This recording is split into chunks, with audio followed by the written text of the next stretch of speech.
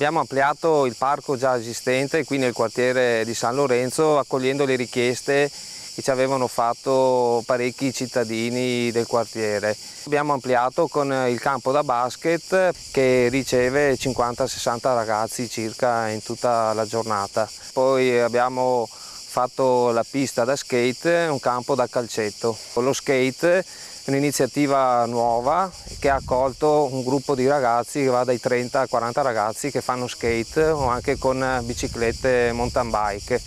Devo dire che partiremo anche con un avviso, un atto di indirizzo per un bando di gara per quanto riguarda i riders, per venire a abbellire la bella pista di skate.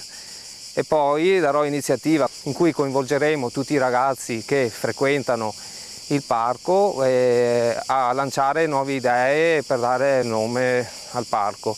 Ho messo subito il manuale di utilizzo di skate anche con i numeri di emergenza, poi stiamo completando con un cancello, metteremo dei cartelli con degli orari per regolamentare l'afflusso dei ragazzi. L'iniziativa per i riders partirà nei prossimi giorni e per chi vuole informazioni basta rivolgersi ai nostri uffici competenti.